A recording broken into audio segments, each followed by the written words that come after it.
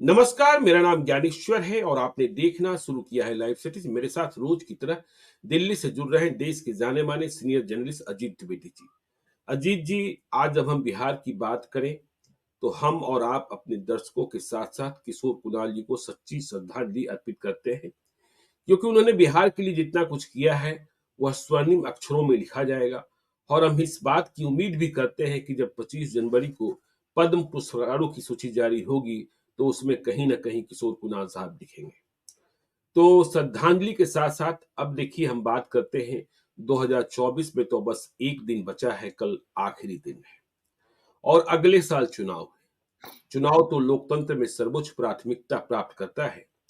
तो बिहार में भी देखिए इधर के दिनों में जो उठा पटक कयास अफवाह चर्चा जो भी चलता रहा, यह तो हम अपने दर्शकों से बार बार कह चुके हैं कि नीतीश कुमार एनडीए से अलग नहीं हो रहे हैं और जो लड्डू फूट रहे हैं आरजेडी के भीतर वह सपना साकार नहीं होने जा रहा है। आगे की बात यह है कि चुनाव 2025 में तो एनडीए के भीतर भी इस बात को लेकर चर्चा शुरू हो चुकी है कि देखिए अफवाहों को बढ़ने न दें, सीटों के बंटवारे पर बात कर लें।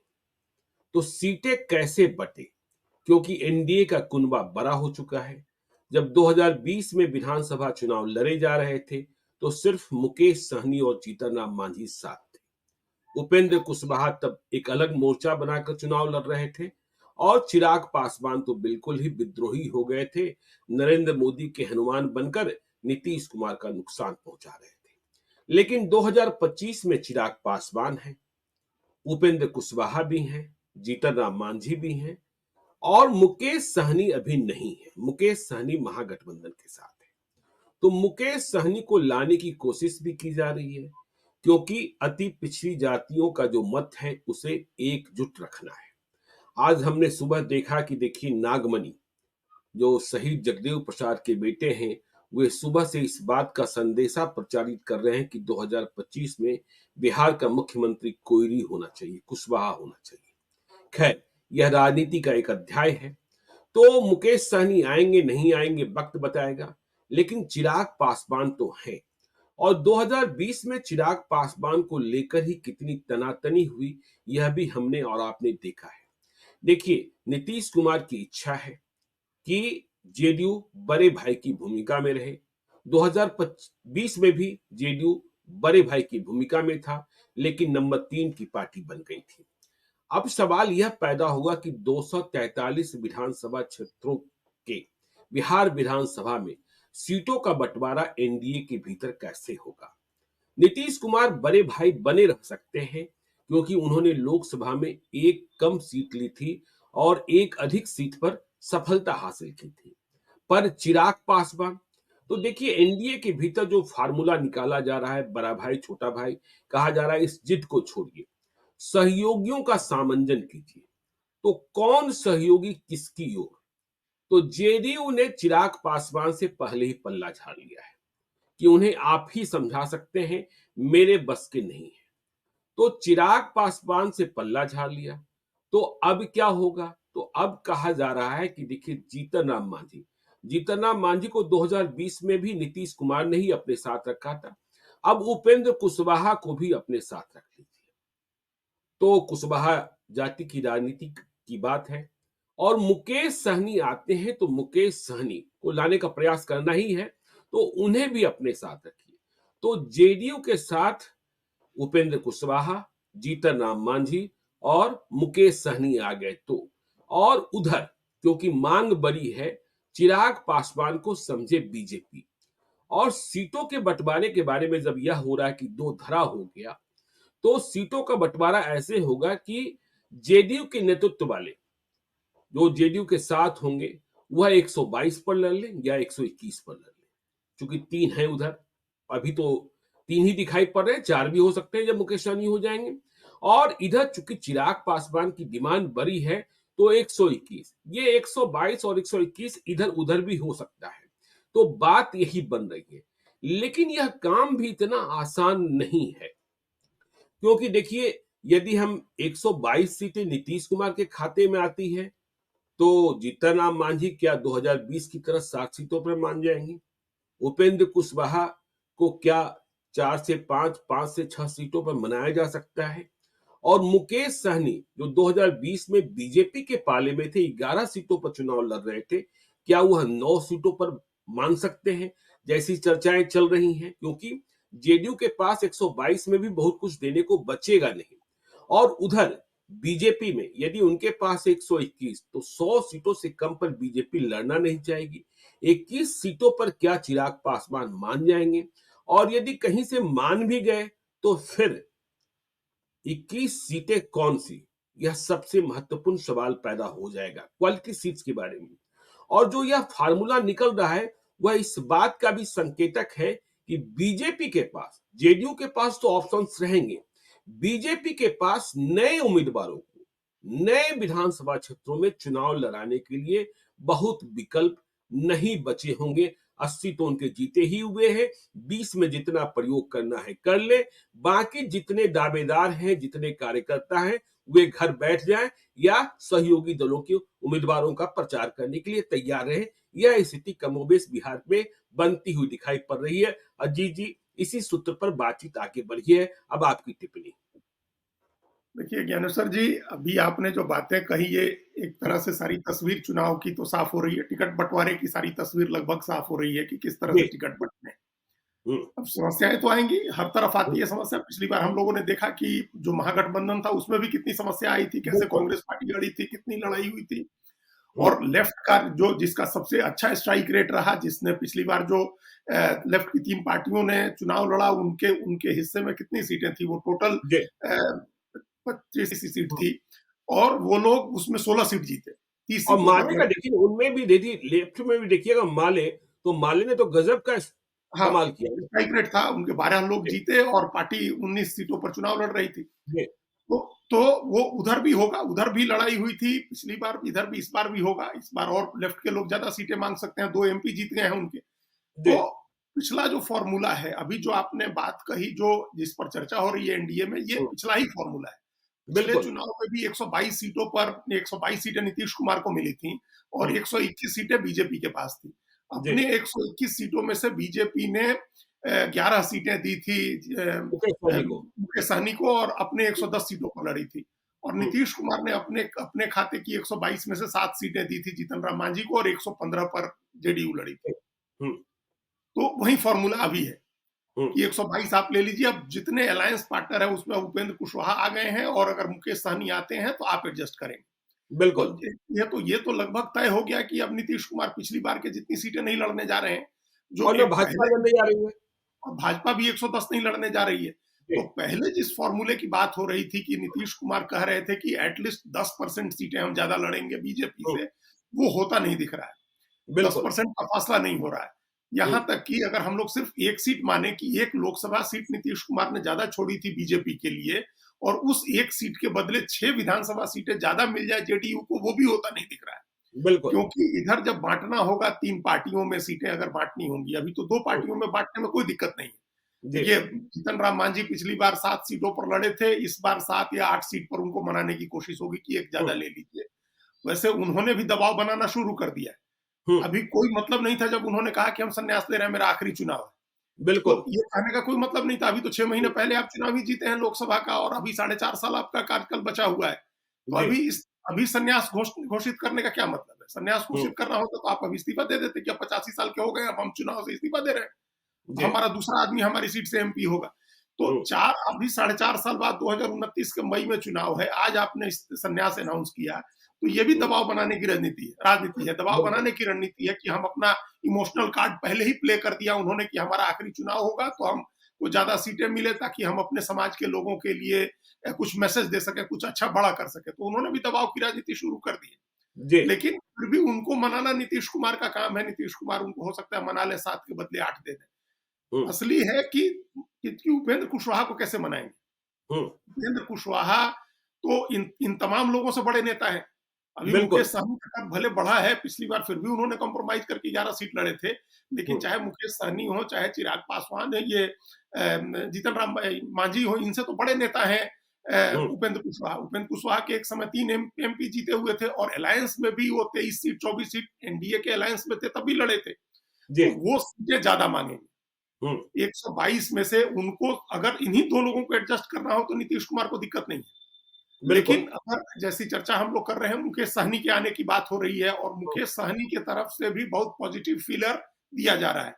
दोनों बिल्कुल। तरफ से पॉजिटिव फीलर दिए जा रहे हैं और आपने हम लोग कल परसों चर्चा कर रहे थे, आपने कहा कि अशोक चौधरी का जिम्मा लगाया हुआ है जेडीयू की हुँ, तरफ से कि मुकेश सहनी को ले आइए। हुँ। तो मुकेश सहनी अगर आते हैं तो 3 हो गए।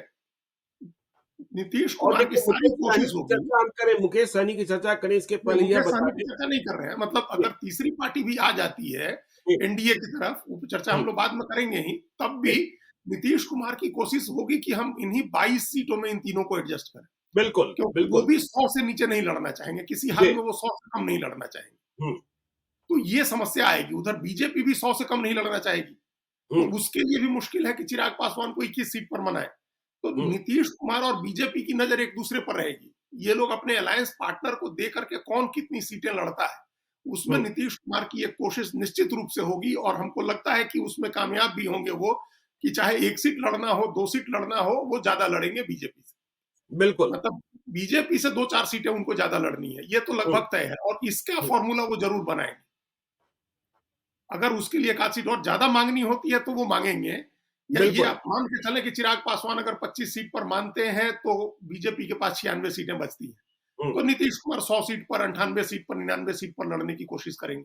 ज्यादा हुँ, संभावना ये दिख रही है ज्ञानेश्वर जी कि दोनों बड़ी पार्टियां, जो हम लोगों ने सबसे पहले आज से 2 महीने पहले करीब सीट बंटवारे की जब बात की थी और कहा था कि 95-96 का समीकरण बनेगा, हुँ, दोनों 100 के नीचे आ सकती हैं। दोनों बड़ी बिल्कुल। पार्टियों को अगर गठबंधन बना करके चलना है, सबको साथ लेकर के चुनाव लड़ना है और हुँ, 2010 का रिजल्ट दोहराना है, तो ये हो सकता है कि दोनों 100 के नीचे लड़े। हुँ। लेकिन एक संकट यह भी है ना अजीत जी, देखिए मुकेश सहनी की हम बात कर रहे थे, मुकेश सहनी जो कहते हैं ना, दूध का जला मट्ठा भी फूँक-फूँक कर पीता है। तो मुकेश सहनी इस बात के लिए इस बार तैयार हैं, जिद पर अड़े हुए हैं, चाहे महागठबंधन में, चाहे एनडीए में। सीट हमारा, उम्मीदवार तुम्हारा। इस बार वह कबूल करने को तैयार नहीं है, क्योंकि उनके साथ धोखा हो गया कि जीत तो गए उनके विधायक, लेकिन जब भाजपा की मर्जी हुई तो तोड़ डाला।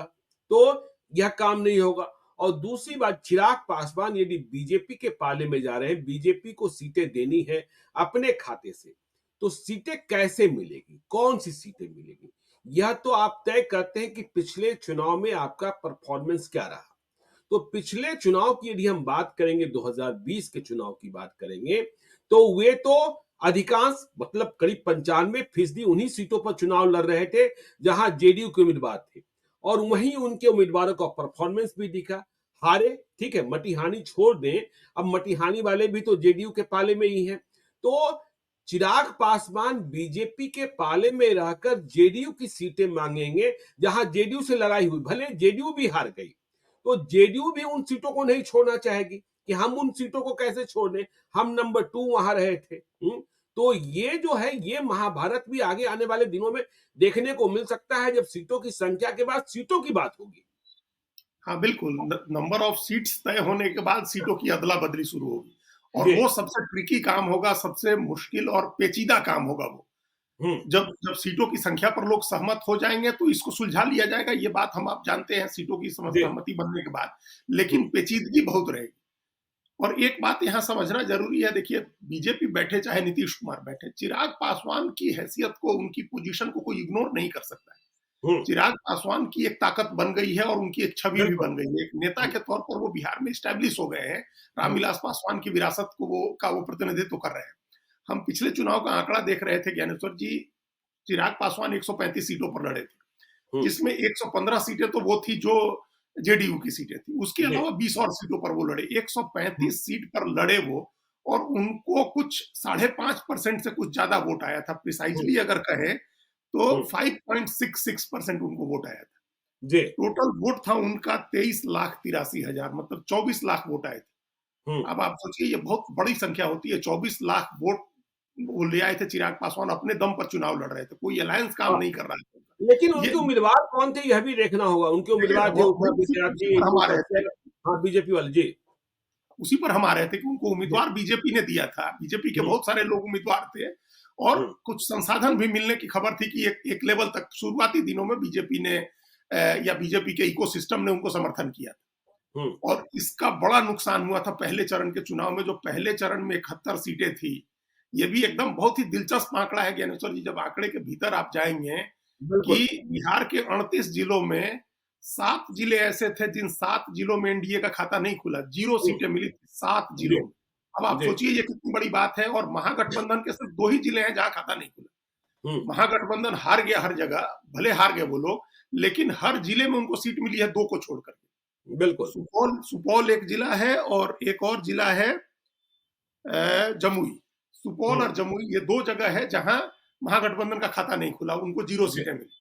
हम्म। लेकिन 7 जिलों में खाता नहीं खुला एनडीए का, और उसमें पहले चरण वाले ज्यादातर जिले हैं, हम्म। जैसे कैमूर है, रोहतास है, बक्सर है, जी। औरंगाबाद है, जहानाबाद है, अरवल है। इसमें ज्यादातर सीटों पर चुनाव पहले चरण में हुआ था और हम्म। एनडीए को 0 सीटें मिली, खाता बिल्कुल। नहीं खुला।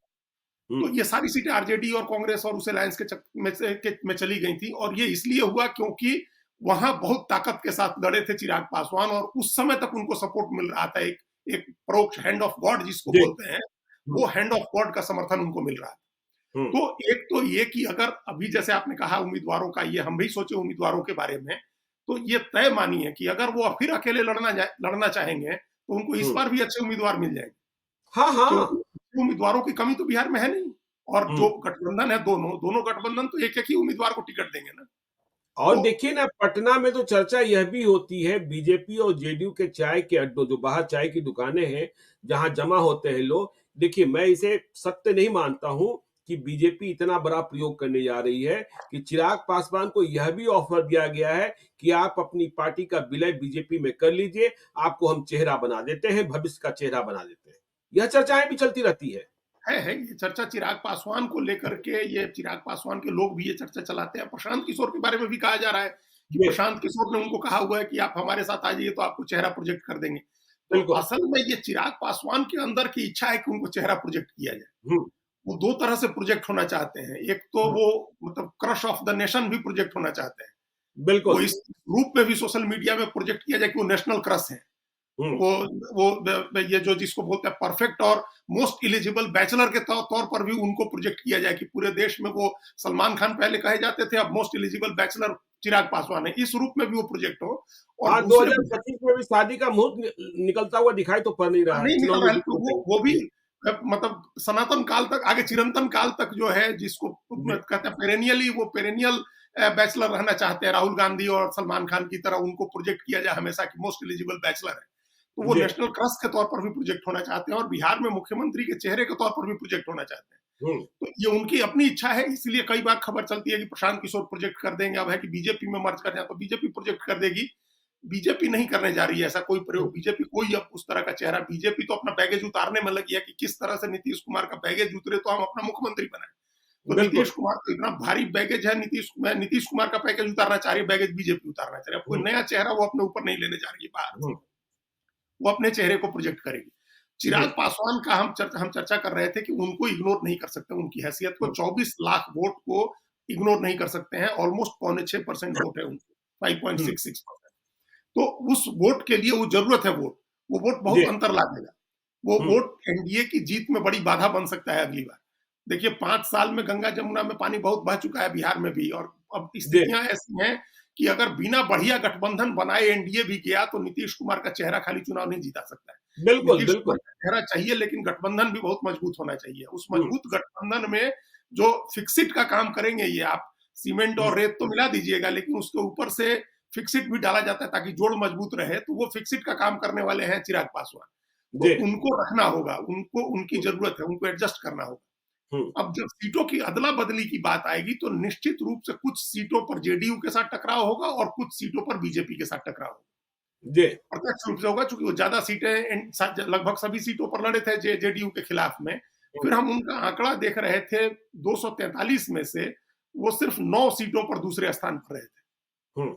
सिर्फ 9 सीटों पर, एक सीट जीते थे मटियानी की, और जी। 9 सीटों पर दूसरे स्थान पर रहे थे। हम्म। जिन 9 सीटों पर वो दूसरे स्थान पर रहे थे, उसमें 2 सीटें ऐसी हैं जो जेडीयू जीती हुई है। जी। बाकी सारी सीटों पर, 7 सीटों जिन पर वो दूसरे स्थान पर रहे, उसमें उन्होंने जेडीयू को हरवाया हुआ है। हुँ, और भी जेडीयू को हरवाया है, लेकिन जिन हुँ, सीटों पर वो दूसरे नंबर पर रहे, हम उन सीटों की बात कर रहे हैं। बिल्कुल। उसमें एक सीट तो रुपौली की है, जहां इनके शंकर सिंह चुनाव लड़े थे पिछली बार, और हुँ, अब वो एमएलए हो गए हैं। तो उस सीट पर इनका क्लेम होगा, लेकिन वो सीट बिल्कुल। जेडीयू किसी हाल में नहीं छोड़ सकती है, हुँ, क्योंकि वो जेडीयू की सीट थी। और हुँ। अभी भी जेडीयू वो अभी लड़ी थी बाई इलेक्शन, जहां हारे और शंकर सिंह चुनाव जीते, वो सीट भी नहीं, वो जेडीयू ही सीट है। तो आरजेडी की थी ना, बीमा बात हाँ, हाँ, पहले तो वो जेडीयू से ही थी, हाँ जी। हाँ, पहले वो जेडीयू यहीं से ही थी और इस जी, बार आरजेडी से वो लड़ी, हुँ, लेकिन जेडीयू लड़ी उस सीट पर। तो वो जी, जेडीयू की स्थायी पुरानी सीट है, तो जेडीयू वो हुँ, सीट नहीं छोड़ेगी। रुपौली एक सीट है और दूसरी सीट जो जेडीयू जीती है, वो हरनौत की सीट है। तो हुँ। हरनौत की सीट भी आप कैसे छोड़ेगी, वो नीतीश कुमार के गाँव घर की सीट है। और तो हरनौत में उम्मीदवार कौन था लोजपा का, यह जानकर आप ताज्जुब करेंगे। उम्मीदवार थी ममता देवी ममता होंगी देवी। ना? हाँ, ममता देवी कौन? जो नीट हाँ, पेपर घोटाले का किंगपिन है, इंजीनियर संजीव मतलब संजीव मुखिया, इंजीनियर तो कहेंगे ये नहीं, मुखिया, उतना हाँ, नहीं है। हाँ। संजीव उन मुखिया की पत्नी। पत्नी है, हाँ। तो हाँ, उनको लड़ाया था चिराग पासवान ने, वो जी, दूसरे नंबर पर रही, लेकिन हुँ, वो सीट जेडीयू जीत गई। तो अब हुँ, वो सीट और एक मटिहानी सीट जीते थे चिराग जी, पासवान, जो वो जेडीयू के पास चली गई। तो अब हुँ, ये जो इनकी जो बेस्ट परफॉर्मेंस वाली सीटें हैं, हुँ, उसमें आप मटिहानी ले नहीं सकते हैं, हरनौत ले नहीं सकते हैं, रुपौली ले नहीं सकते हैं। ये हुँ, तीनों सीटें नहीं मिलेंगी इनको, जबकि ये इन तीनों बिल्कुल, सीटों पर दावा करेंगे, ये तीनों जेडीयू की सीटें हैं। ये हुँ, तीनों सीट आपको नहीं मिलेगी। ये तो हम लोग अभी कह सकते हैं कि रुपौली भी बिल्कुल, नीतीश बिल्कुल, कुमार नहीं छोड़ेंगे, हरनौत भी नहीं छोड़ेंगे और जो हुँ, तीसरी सीट है वो मटिहानी भी नहीं छोड़ेंगे। हुँ, तो ये 3 सीटें तो आपको ऐसे भी नहीं मिलेंगी जो 10 थी जिस पर आपका सबसे बढ़िया परफॉर्मेंस हुआ। हुँ, बाकी सीटें हैं जो हम एक बार इन 7 सीटों के और नाम पढ़ दें। ज्ञानेश्वर जी, कस्बा है, जी, कदवा है, हुँ, रघुनाथपुर है, हुँ, जगदीशपुर है, ब्रह्मपुर है, दिनारा है, ओबरा है। हुँ, अब दिनारा में तो राजेंद्र सिंह चुनाव लड़े थे और ब्रह्मपुर में बिल्कुल। हुलास पांडे चुनाव लड़े थे। तो हुँ, हुलास पांडे की सीट के लिए आप मान लीजिए कि आप अड़ जाएँगे कि हुलास पांडे की सीट हमको मिले। और जगदीशपुर में भगवान सिंह कुशवाहा होंगे मेरे हिसाब भगवान से। सिंह कुशवाहा थे और जी, वो हो गए, अब तो उनका भी एडजस्टमेंट कर ही दिया जेडीयू ने। जी, तो हुँ, वो सीट भी जेडीयू नहीं छोड़ेगी। हुँ, अब जैसे अब बीजेपी की सीटों की बात करिए, ये दिनारा सीट बीजेपी की है, हुँ, तो दिनारा सीट बीजेपी को चाहिए होगी। कैसे बीजेपी छोड़ेगी? पुराने राजेंद्र सिंह उनके पुराने नेता रहे हैं। और राजेंद्र सिंह वापस जा चुके हैं। राजेंद्र सिंह वापस हो गए हैं, तो दिनारा सीट छुड़ाना मुश्किल है इसी तरह से। जी, हुँ, तो अब इसमें हमको 4-5 सीटें ऐसी लग रही हैं बस, जिस पर जो पिछली बार में दूसरे नंबर पर रहे थे, उसमें से 4 या 5 सीटें जो उनको मिल सकती हैं। बिल्कुल, जिसको वो अपनी क्वालिटी सीट कह के माँगने जाएँगे, उसमें से 60% सीट नहीं मिलेगी। हुँ। तो आप देखिए ना इसके लिए जमुई जमुई जहाँ से हाँ, 2014-2019 में वह रहे सांसद रहे, एमपी, हाँ, हाँ, वहाँ की हाँ, 4 सीटें। आप देख हाँ। लीजिए सुमित सिंह, दामोदर रावत, श्रेयसी सिंह और सिकंदरा सिंह, तो उन्हें वहाँ लड़ने के लिए सीट ही नहीं मिल सकती या जी छिननी नहीं, हाँ, होगी। हाँ, हाँ, आप हाजीपुर में भी देखेंगे तो कमोबेश स्थिति देखिए कौन-सी सीट निकाल पाएँगे, यह देखने की बात होगी कि जेडीयू और बीजेपी से आप कौन सीट निकाल पा रहे हैं। ले पाएँगे, हाँ। तो हम हाँ, की जीती हुई सीट आपको नहीं मिलेगी, सुमित सिंह हुँ, वाली सीट आपको नहीं मिलेगी। जी, जेडीयू, बीजेपी आपके लिए सीट छोड़ेंगे, अपनी मजबूत सीट कोई नहीं छोड़ रहा है। जैसे पहले आपने कहा, जब हम लोग पहले बात कर रहे थे प्रोग्राम के पहले, तो गोविंदगंज सीट की बात हुई, बीजेपी की जीती हुई बिल्कुल। सीट है हुँ, और वहाँ से राजू तिवारी आपके बिहार प्रदेश के सबसे बड़े नेता हैं लोक जनशक्ति पार्टी के, उनको चुनाव लड़ना है। तो जी, अगर बीजेपी गोविंदगंज सीट छोड़े, बीजेपी अगर दिनारा सीट छोड़े या ओबरा सीट छोड़ी जाए, आपके ओबरा कह रहे हैं, ये हाँ। ब्रह्मपुर सीट छोड़े बीजेपी, ब्रह्मपुर सीट देखिए वो तो बीजेपी की कैलाशपति सीटें, हाँ, मानी जाती है, हैं? वही, वहाँ संतोष रंजन राय जो हैं, हाँ, जो गिरिराज सिंह के साथ झंडा उठाए रखते हैं। तो नहीं कहा और जा रहा है कि बीजेपी, हुलास पांडे ओबरा सीट पर भी नज़र रखे हुए हैं, लेकिन ओबरा सीट पर इन्होंने प्रकाश चंद्रा को लड़ाया था, वह भी करीब 40,000 से अधिक मत लेकर आ गए थे। वह 41,000 वोट करीब 41,000 के करीब वोट आया था, तो वो बागी हो जी, जाएँगे, अगर आप उनको नहीं बिल्कुल। देते हैं, तो वो बागी हो जाएँगे। फिर हुँ, इस बार ऐसे उम्मीदवारों के पर नज़र रहेगी, तमाम इस तरह के जो बागी उम्मीदवार होंगे, प्रशांत किशोर की भी नज़र रहेगी, एक जी, मजबूत उम्मीदवार उनको भी चाहिए है। तो हुँ, अगर ब्रह्मपुर और ओबरा सीट की अदला-बदली होती है, तब भी बीजेपी को ये अदला-बदली करनी होगी। बीजेपी को अपने हुँ, कोटे से अपने हिस्से की सीटें छोड़नी होंगी चिराग पासवान के हुँ, लिए। तो चिराग पासवान के साथ ये संकट है कि जिन सीटों पर उनको 40,000 या उससे ज़्यादा वोट आया हुआ है, 40,000 हुँ, से लेकर के 60,000 तक वोट जिन सीटों पर पिछले चुनाव में वो अकेले लड़ के ले आए हैं, उसमें से वो 60% सीट नहीं ले सकते हैं। बिल्कुल। तो इसके लिए कैसे तैयार होंगे? मान लीजिए कि वो कॉम्प्रोमाइज़ कर लेते हैं कि हम कुछ सीटें कम लड़ेंगे। कम हुँ, लड़ेंगे सीटें, तब भी इन सीटों को कैसे छोड़ेंगे? क्वालिटी सीट तो उनको मिलेगी नहीं। हुँ, फिर तो उनको सीट हारने वाली सीटें मिलेंगी जिस पर उनका आधार नहीं है, उनका मजबूत कैंडिडेट पहले से नहीं है। हुँ, तो ये सबसे सबसे पेचीदा सवाल ये होगा ज्ञानेश्वर जी, जब सीटों के बिल्कुल। अदला-बदली की बात आएगी तब। अब नीतीश कुमार को अपने हिस्से की सीटें, जैसे उनको जीतन राम मांझी को देने में कोई दिक्कत नहीं है। जीतन राम मांझी हम्म, पिछली बार जो 7 सीट लड़े थे, वो 7 सीट नीतीश कुमार फिर दे देंगे उनको। जी। लेकिन उपेंद्र कुशवाहा के लिए कौन सी, अगर 8 सीट भी देनी है या 10 सीट देनी है, तो कौन सी 8-10 सीट देंगे? आठ तो दस की नीतीश, तो बात ही नहीं हो रही है, मैक्सिमम 6 की बात हो रही है, मैक्सिमम 6 की बात हो रही है, जो बिहार में अभी चर्चा है कि हाँ, तो 6 मान भी लीजिए मिल जाए तो। जी। हमको बताया जेडीयू के लोगों ने कि मान लीजिए 6 से शुरू करके 8 तक चले जाएंगे, 8 दे देंगे। जी। तो 8 कौन सी सीट देंगे? वो तो हम्म। विशुद्ध रूप से नीतीश कुमार को अपने कोटे में जो पिछली बार 115 सीट वो लड़े थे, उसमें से हम्म। 8 निकालनी है। जी। उस 115 में से 8 तो नीतीश कुमार ऐसी सीटें ही निकालेंगे जो वो हारे हुए हैं। हम्म। खैर हारे तो पिछली बार ज्यादातर सीट हार ही गए थे, पिछली बार तो सिर्फ 43 ही जीते थे। लेकिन बिल्कुल। हारी हुई सीटों में से ही भी ऐसी सीट देंगे जहां उनकी स्थिति कमजोर हो। और हम्म। उपेंद्र कुशवाहा चाहेंगे कि कुशवाहा डोमिनेंस वाली सीटें उनको मिले, जहां वो अपने कास्ट के इक्वेशन से लोगों को लड़ा सके। हम्म। तो कुशवाहा डोमिनेंस वाली सीटें उनको दे पाएंगे, नीतीश कुमार की नहीं दे पाएंगे। वहां एक आध सीट पर कॉम्प्रोमाइज कर लें उपेंद्र कुशवाहा भी, लेकिन हारती हुई सीटें वो नहीं लेंगे, कमजोर सीट नहीं लेंगे वो। हम्म। जब जो भी अलायंस पार्टनर जो कम सीट लेगा ज्ञानेश्वर जी, वो कम सीट लेगा, इसी इसी आधार पर कम सीट लेगा कि उसको अच्छी सीट मिले, जहां वो कम बिल्कुल। लड़के ज्यादा जीत जाए। हम्म। तो ये भी सोचना है। अच्छा, चिराग हम्म। पासवान की बात जब हम लोग कर रहे थे, तो एक बात बहुत इंपॉर्टेंट फैक्ट हमको छूट गया था, जो हमने पिछले चुनाव के आंकड़ों में देखा कि जी। पिछली बार 115 सीट लड़े थे नीतीश कुमार, हम्म। और उनको 15% वोट आया था। 15 सीट लड़के नीतीश कुमार को 115 15.39% सीटें। जी। वोट आया था। हम्म। और बीजेपी 110 सीट लड़ी थी और उसको 19.46% वोट आया था। मतलब नीतीश कुमार से 4% वोट ज्यादा आया था बीजेपी को, जबकि बीजेपी 5 सीट कम लड़ी थी। बिल्कुल। तो नीतीश कुमार का जो 4% वोट कम है बीजेपी से, मान हम्म। लीजिए कि बीजेपी का कुछ वोट ट्रांसफर नहीं हुआ तो 1-8% का अंतर होता है। बाकी 3-3.5% वोट जो नीतीश कुमार का कम है, वो वोट चिराग पासवान के खाते में गया था। जी। तो इस बात को, इस फैक्टर को उन लोगों ने, जो भी उनका डाटा उसका काम करता होगा, डाटा माइनिंग का काम उनके यहाँ करता होगा, उसने जरूर इस बात की तरफ भी ध्यान दिलाया होगा नीतीश कुमार को कि आपको 4% वोट तक का नुकसान हो सकता है चिराग पासवान की वजह से। तो बिल्कुल। उनको तो एडजस्ट करना ही करना है किसी तरह से। इस बार ये जोखिम नहीं ले सकते हैं पिछली बार की तरह। वो फिर इस बार तो सारा जो 4 साल नीतीश कुमार का बीता है, इसी कुंठा में, इसी कॉम्प्लेक्स में बीता है, जो उस दिन हम कह रहे थे कि वो सर्वोच्च नेता है और तीसरे नंबर की पार्टी है। तो इस कुंठा में बीता है, इससे निकलना है उनको। तो एडजस्ट तो सबको करना है ज्ञानेश्वर जी। अभी तक जो हमको जो जानकारी भी है, जो लोग जो बार्गेनिंग के लिए बैठे हैं, देखिए ट्रू पॉलिटिक्स जिसको बोलते हैं, वो नहीं होता है जो दिखाई देता है। जो सामने से दिख रहा होता है, इसका बयान, उसका आंदोलन, ये सब परफॉर्मेटिव पॉलिटिक्स का पार्ट होता है। जो आप हाइपर एक्टिव पॉलिटिक्स है, ये दिखाई देता है, हाइपर एक्शन में पॉलिटिक्स दिखाई देती है। जो ट्रू पॉलिटिक्स है, वो बंद कमरे में पर्दे के पीछे होती है। और ट्रू पॉलिटिक्स का मतलब होता है बार्गेनिंग, कॉम्प्रोमाइज। तो जो कॉम्प्रोमाइज है और बार्गेनिंग है, जो मोल भाव है, जो लेन देन है और जो समझौता है, वो पर्दे के पीछे होगा। और उसमें ये सारी पार्टियां, जहां तक हमारी जानकारी है, और आप भी इस बात को मानते हैं, कि साथ मिलकर लड़ेंगी, कोई इस बार एक छोड़ने नहीं हाँ देगा। हाँ। और देखिए, जो आपने कहा ना कि पता ही नहीं चलता, इस बार तो और जो बात करने वाले हैं संजय झा और ललन सिंह, हाँ। दोनों इतने गहरे हैं कि जब तक प्रेस कॉन्फ्रेंस न हो जाए, आप जान ही नहीं सकते हैं इनसे कि कुछ हुआ भी है। नहीं, आप कोई बात नहीं निकलवा सकते हैं, आप इनसे बात ही नहीं निकलवा सकते हैं। ये लोग इतना क्रिप्टिक आंसर देंगे, आपको एक बात सही जानकारी नहीं देंगे, मतलब झूठी जानकारी भी नहीं देंगे, आपको कोई जानकारी नहीं देंगे। बिल्कुल। आप जो कहेंगे उसमें कह देंगे कि ठीक ही सोच रहे हैं आप। तो अब आप सोचते रहिए कि आप ठीक सोच रहे हैं। याद है ना, अगले दिन इस्तीफा दिया ललन सिंह ने, और एक दिन हाँ, पहले कह रहे थे जाके बीजेपी के यहाँ से आप लिखवा के ले हाँ, आइए स्क्रिप्ट। हाँ, हाँ ले आइए लिखवा के, हाँ। हाँ।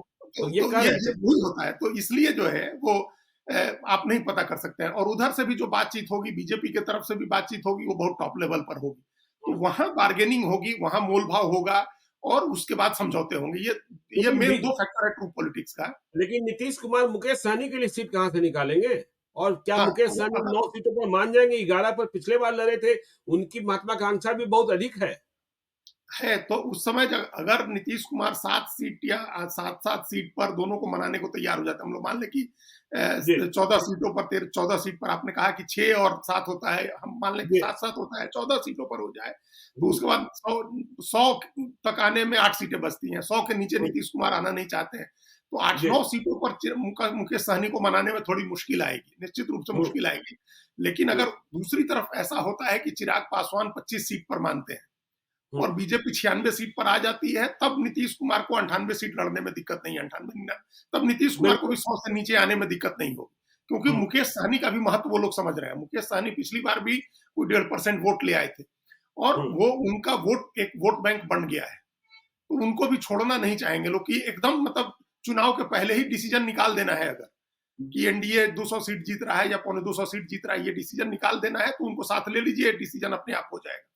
पहले दिन चुनाव शुरू होने के पहले ही नतीजे आउट हो बिल्कुल, जाएंगे। तो बिल्कुल, ये बिल्कुल। बार्गेन होगा। असली जो बोले ना कि ट्रू पॉलिटिक्स जो है वो हम्म, परफॉर्मेटिव नहीं होती, वो सामने से दिखाई नहीं देती है, परफॉर्मेंस नहीं दिखाई देता है उसमें।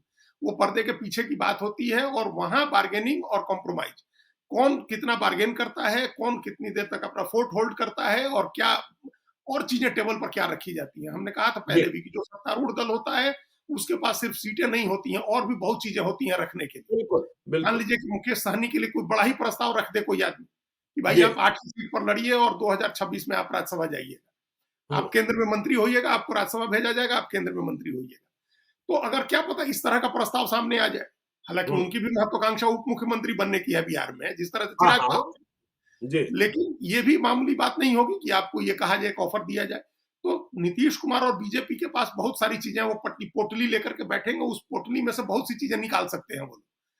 तो वो बार्गेन करके, कॉम्प्रोमाइज करके वो रास्ता निकल जाएगा। ये पार्टियां लड़ेंगी साथ में, 100 के चलिए, नीचे या 100-100, ये असली बात है कि 100-100 या 100 बिल्कुल। के नीचे। हाँ, 100-100 या 100 के नीचे देखिए फ़ॉर्मूला निकालने की कोशिश की जा रही है और किस तरीके से गठबंधन में जो सहयोगी हैं उनके बीच सीटों का बँटवारा हो, खींचतान तो होगी, अंतिम समय तक खींचतान होगी, जब तक उम्मीदवार घोषित न किए जाएँ, लेकिन प्रक्रिया का प्रारंभ हो चुका है। आगे क्या होगा यह भी आपको हम बताते रहेंगे, आप देखते रहिए लाइव सिटीज़ को। यदि अब तक आपने हमारे यूट्यूब चैनल लाइव सिटी को सब्सक्राइब नहीं किया है, तो ज़रूर कर लीजिएगा और यदि इस वीडियो को आप फेसबुक पेज के माध्यम से देखें, तो पेज को लाइक कीजिएगा। हैंडल एक्स पर भी हमें फॉलो कीजिए। धन्यवाद।